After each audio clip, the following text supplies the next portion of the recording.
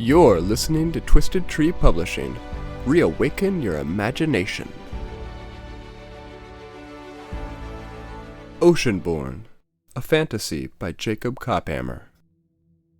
Prelude to Oceanborn. Perth. A man sat on the floor of a dimly lit room. Around him were metal industrial tables illuminated by pin lights emitting from tiny fixtures in the ceiling. Each table bore archaeological finds from around Australia, all relating to the Aboriginal people. "You're not what I expected," the man said, shifting into the light, allowing me to see him better.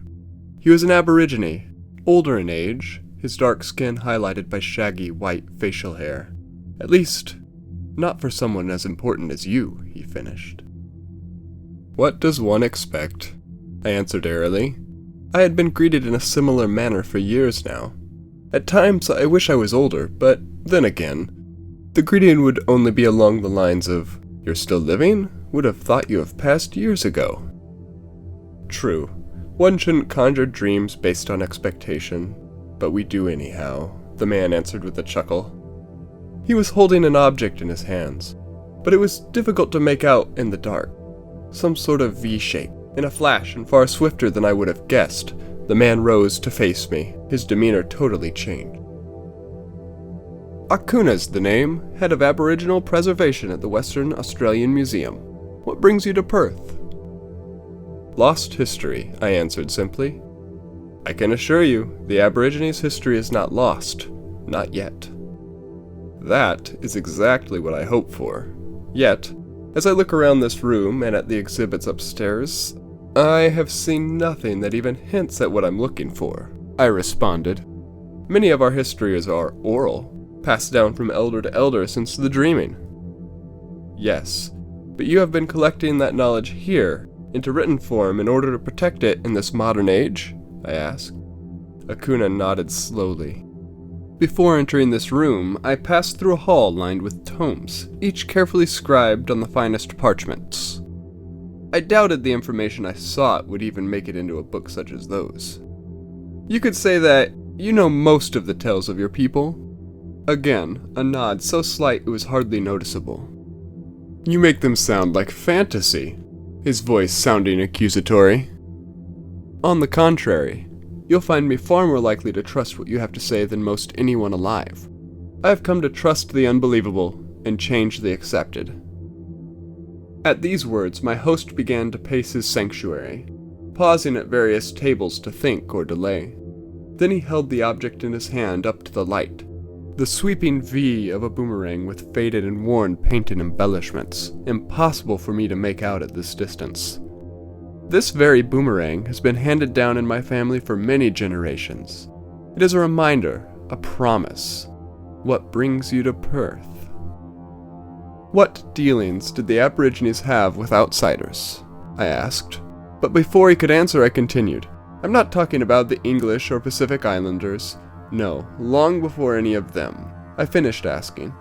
Cutting to the chase, I might as well get to it. This guy already seemed edgy.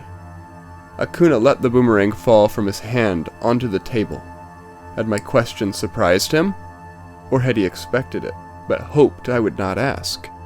That would be impossible. No one suspected as I did. Nobody else felt what I felt. To the rest of the world, everything was in place, but not to me.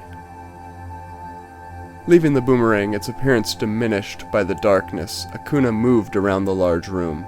I calmly began to move towards the heirloom he had left behind. "There were none before us," he said cryptically, trying to avoid an answer. "But some came after," I pressed. "Our histories are clear. The Dreamtime brought us about as the ancestral spirits moved across this continent. We lived off the land. There were no others." I reached the boomerang as he said this. The conversation had taken a rather odd turn. I had never suggested there were others at their beginning, yet here he was trying to hide something about their origins. Momentarily turning my attention to the boomerang, the words seemed to resonate through my mind. A promise. I held back the urge to ask about the promise. In the center of the boomerang there was a symbol. At the peak of the V was a pale yellow circle. Branching from it across either side was an icy blue cross. 3 of the 4 spaces between the cross arms were bare wood.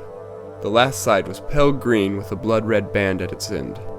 I had both the urge to touch the boomerang and to withdraw from it. The strangest sensation. I started inching towards it, only to have Akuna hurry over and pick it up, holding it close and looking even more curiously at me. "I cannot tell you what you seek," he said flatly. Again, his disposition changed. "You can't, or you won't." "I cannot give you what I do not have," he said imploringly. "Does this have to do with your promise?" Even now, Akuna was gazing at the boomerang as if his eyes were asking it for permission to say something. "I mean no harm to your people or their knowledge," I tried to reassure. "That is not in question here," he paused, sighing deeply. "Best intentions, suffering. Is there a dawn?" Akuna mumbled almost inaudibly. Shaking his head and emerging from his trance, he continued. "The information you seek is an oral tradition not even I have been granted. I have only guessed at it, and not to the extent to which you have come to know." I let the silence consume him. It seemed the best option now. Still, he did not lift his eyes from the artifact in his hands, until finally making up his mind. "I will not be the one to break the promise," he said finally. "I will only tell you to seek answers elsewhere." With that, Akuna turned resolutely and started to walk away toward the back of the room. Surprised by yet another sudden change in the man, it took me a moment to decide upon my next tactic. "I found something while diving years back." The man stopped. So he had been waiting for further information about myself, about why I had come. "It started it all for me, my life's quest, the task which consumes me and keeps me from the life I am supposed to lead." "Perhaps it is not the life you were meant to lead?" Akuna said quietly, still with his back turned. It was a stone map the size of a table, carved intricately and showing different locations around the world. I have decided that they were locations of lost cities. One of them marked a spot in Western Australia, I explained. "You've found these cities?" he asked. I hesitated. Did I really want to reveal any more?